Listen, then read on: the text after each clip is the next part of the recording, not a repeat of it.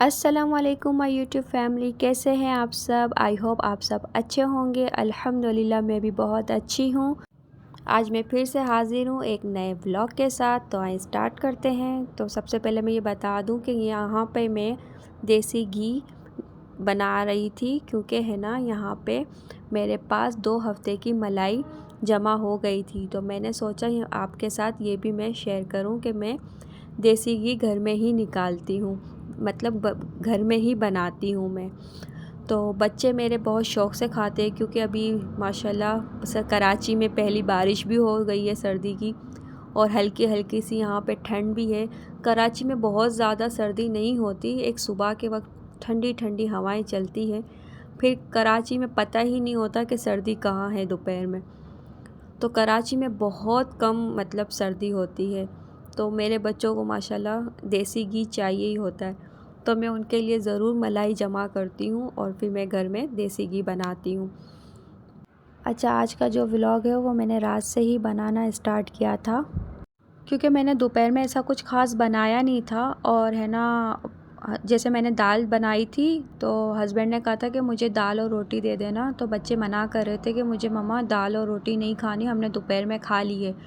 तो मैंने कहा चलें ठीक है, मैं आप लोगों के लिए बर्गर बना देती हूँ। तो मैं यहाँ पे बच्चों के लिए बर्गर बना रही थी, और है ना बच्चों को खाना वगैरह दे के हस्बैंड को मैंने जल्दी खाना दे दिया था, क्योंकि वो जल्दी ऑफिस से आ गए थे। तो मैंने उनको जल्दी खाना दे दिया था, और बच्चे रात को 9 बजे तक खाते हैं खाना। अच्छा, मैं पूरी कोशिश करती हूँ कि मैं रोज़ की मतलब अपनी रूटीन बताऊँ, रोज़ के व्लॉग बनाऊँ, लेकिन कुछ ऐसी मसरूफ़ियात होती है कि मैं रोज़ के व्लॉग नहीं बना पाती हूँ। अच्छा, यहाँ पे मेरे बर्गर भी तैयार हो गए हैं बच्चों के लिए। तो मैं बच्चों को फ्री करके उनको सुला के फिर मैं आपके साथ अपने रात की रूटीन शेयर करती हूँ। आज मैं ना आपके साथ अपना किचन का क्लीन शेयर करूँगी कि मैं किस तरह से अपने नीट एंड क्लीन करती हूँ। तो मैं यहाँ पे सबसे पहले अपने चूल्हे को साफ़ कर रही थी, और आज वैसे भी मैं पूरा दिन इतना बिज़ी रही थी कि मैंने आज ऐसा कुछ बनाया भी नहीं था खाना। दोपहर में मैंने सिर्फ दाल और रोटी ही बना ली थी, और फिर मैंने हस्बैंड को रात को दाल और रोटी ही दे दी थी। तो ऐसा कुछ ज़्यादा काम नहीं था। फिर ज़ाहिर सी बात है, 3 बच्चे माशाल्लाह बड़े हैं, वो मतलब इतने भी बड़े नहीं हैं कि सारा उनका ही करना होता है। मुझे बहुत ज़्यादा बिज़ी हो जाती हूँ, तो मैंने ऐसा कुछ बनाया भी नहीं था। तो मैंने कहा चले मैं आपके साथ रात की रूटीन शेयर करती हूँ कि मैं किस तरह सोने से पहले अपने किचन को नीट एंड क्लीन करके सोती हूँ। और वैसे भी मैंने सोचा कि इतने दिन से मेरा व्लॉग नहीं आ रहा है, और खाने के कुकिंग के अलावा भी मैं आपके साथ कुछ शेयर करूँ। तो मैंने सोचा कि मैं अपने किचन की क्लीनिंग किस तरह करती हूँ रात को, तो वो मैं आपके साथ शेयर करूँ। तो खाना वगैरह सब फारिग हो गए, मैंने किचन साफ़ कर लिया था, मैंने अपना काउंटर वगैरह सब साफ़ कर लिया था। वैसे मेरी यही रूटीन है, मैं खाना खाने के बाद अपना चूल्हा काउंटर वगैरह सब साफ़ कर लेती हूँ, बर्तन वगैरह धो लेती हूँ। और वैसे भी हमारे बड़े कहते हैं कि गंदे बर्तन रख के नहीं सोना चाहिए, क्योंकि घर में से बरकत उड़ जाती है और रिस्क में भी बरकत नहीं होती। तो इसलिए रात को अपना किचन नीट एंड क्लीन करके सोया करें आप। और वैसे भी जब हम नाश्ते के लिए सुबह आते हैं किचन में, तो हमारा किचन गंदा होता है, तो एक तबीयत सी ख़राब हो जाती है, कुछ अच्छा नहीं लग रहा होता, गुस्सा आने लगता है, और मज़ा भी नहीं आती है नाश्ता बनाने में। इसलिए जब मैं रात को सोती हूँ तो अपने सारे काम ख़त्म करके सोती हूँ, अपने बर्तन वगैरह सब धो के सोती हूँ, कि मुझे जब बच्चों के लिए सुबह उठूँ नाश्ता बनाने के लिए, तो मुझे अपना किचन नीट एंड क्लीन मिले। तो एक सुकून सा, एक दिमाग को फ्रेशनेस मिलती है कि हाँ भाई, मैंने ये सारे काम अपने रात में ही कर लिए थे।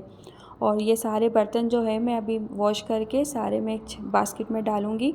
जब मैं नाश्ता बनाने के लिए बच्चों के लिए सुबह उठती हूँ ना, और जो काम मेरे पेंडिंग होते हैं तो वो मैं फिर सुबह करती हूँ, ताकि जो बर्तन वगैरह है वो मैं सुबह अपनी जगह पे सारे सेटिंग से रखती हूँ। इस तरह से मेरा किचन नीट एंड क्लीन रहता है। अच्छा, यहाँ पे मैं सारे अपने काम ख़त्म कर रही थी, और किचन भी मैंने सारा साफ़ कर लिया था। आप देख सकते हैं कि मेरा किचन कितना साफ़ सुथरा हो गया है। और अब मैं बर्तन वगैरह, किचन साफ़, काउंटर साफ़, चूल्हे साफ़, ये मैंने सब कर लिया, और मैं अब लाइट ऑफ करके अपने रूम में जा रही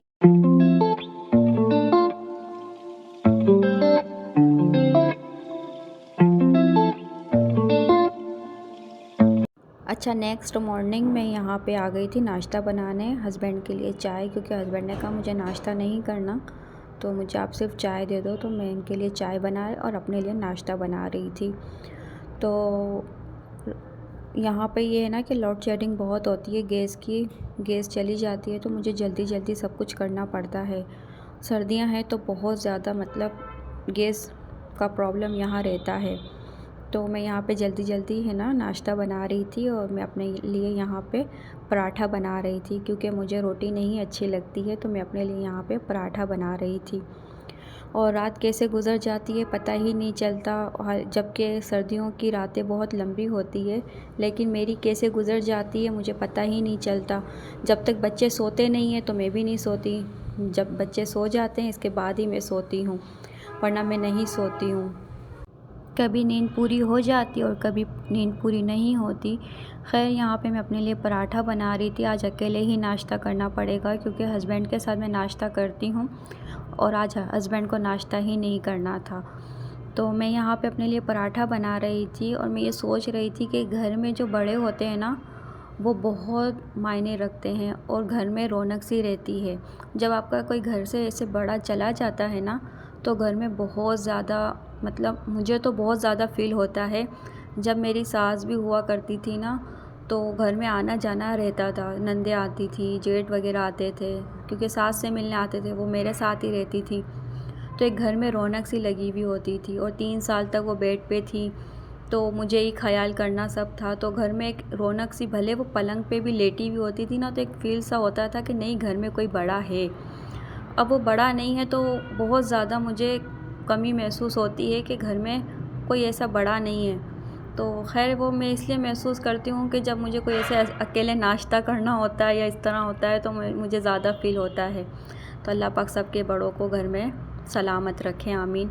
तो मैं यहाँ पर है ना आलू चिकन कड़ी जो होती है ना, वो मैं बना रही थी। तो मैंने प्याज लाल कर ली थी, प्याज को है ना मैं पीस लेती हूँ, ताकि है ना एक अच्छा सा फ्लेवर आता है उसमें। तो मैं यहाँ पर है ना प्याज को ब्राउन करने के बाद है ना इसका पेस्ट बना लेती हूँ। मैं टमाटर के साथ ही बनाती हूँ। तो यहाँ पे मैंने अदरक लहसुन का पेस्ट डालने के बाद मैं इसमें है ना चिकन ऐड करूँगी। चिकन को थोड़ा सा भूनूंगी ताकि उसका पानी जल जाए, ड्राई हो जाए। तो मैं यहाँ पे चिकन डालने के बाद फिर जो मैंने प्याज और टमाटर के साथ प्यूरी बनाई थी ना, तो वो मैं इसमें ऐड कर दूँगी। और आप यकीन करें, बहुत मज़े की बनती है, कभी ट्राई कीजिएगा मेरी रेसिपी से। मेरे हस्बैंड को और बहुत पसंद आती है। और हमारे यहाँ पे जो शोरबा है ना, बिल्कुल गाढ़, मतलब एक होता है पानी वाला, वो बिल्कुल पसंद नहीं करते। ठीक होता है ना शोरबा, वो ज़्यादा पसंद करते हैं। तो वो रोटी के साथ खाते, और मुझे तो रोटी अच्छी नहीं लगती, तो मैं अपने चावल बनाती हूँ अपने लिए और बच्चों के लिए। तो मैं यहाँ पर है ना चिकन वगैरह बना के अपने लिए चावल और है ना हस्बैंड के लिए रोटी बना लूँगी। तो मैं यहाँ पर है ना सारे स्पाइसेस डाल रही थी। जैसे अब मैं यहाँ पे सारे स्पाइसेस डालूँगी, जैसे मैं है ना पिसा हुआ धनिया, पिसा हुआ ज़ीरा, हल्दी, लाल मिर्च पाउडर, नमक, ये सारे स्पाइसेस मैं ऐड करती हूँ। और फिर मैं सारे मसाले को मिक्स करके इसको भूनने के लिए रख देती हूँ, ताकि जो मैं टमाटर का कच्चापन भी होता है ना, वो भी अच्छी तरह भून जाओ। इस तरह भूने कि जिस तरह ऑयल ऊपर आ जाए, तो बहुत मज़े का बनता है। और अगर आपको मेरी रेसिपी अच्छी लगी हो तो आप ज़रूर ट्राई कीजिएगा, बहुत मज़े की बनती है। तो मैं ये कह रही थी कि मैंने कहा जल्दी जल्दी मैं काम कर लूँ, फिर है ना आंटी आ जाती है ना बर्तन धोने, तो फिर वो इंतज़ार करती है कि कब मैं फ्री होंगी। तो इसलिए मैं ना खाना भी दोपहर में जल्दी बना लेती हूँ। वो 12 बजे तक आ जाती है आंटी, तो फिर मुझे उनके लिए कि चाय भी रखनी होती है। वो चाय पीती है, आके बैठती हैं, थोड़ी देर बातें करती हैं, तो वो इंतज़ार कर रही होती है कि कब मैं फ्री होंगी किचन से। तो फिर इतनी देर में वो चाय भी पी लेती हैं और मेरा खाना भी बन जाता है फटाफट से। तो यहाँ पे है ना अब अच्छी तरह भून गई ना, देखिए चिकन, ऑयल भी ऊपर आ गया है। तो आप है ना अब इसको थोड़ी देर ढक के रख दें, ताकि और मज़ीद चिकन गल जाए। तो फिर उसके बाद मैं आलू डालूँगी। आलू डालने के बाद है ना मैं थोड़ा सा पानी ऐड करूँगी, और एंड में है ना मैं गरम मसाला ऐड करती हूँ, ताकि ना उसका कलर जो है ना वो अच्छा सा आए। तो यहाँ पे देखें ऑयल भी ऊपर आ गया है, और अब मैं इसमें है ना 2 अदद है ना आलू ऐड करूँगी। आलू के साथ साथ मैं है ना इसमें 2 गिलास पानी भी ऐड करूँगी। मैं ज़्यादा पानी ऐड नहीं करूँगी क्योंकि हमारे यहाँ इतना पानी वाला शोरबा नहीं खाया जाता, और मेरे हस्बैंड तो वैसे भी रोटी के साथ ही खाते हैं, तो वो नहीं खाते पानी वाला शोरबा।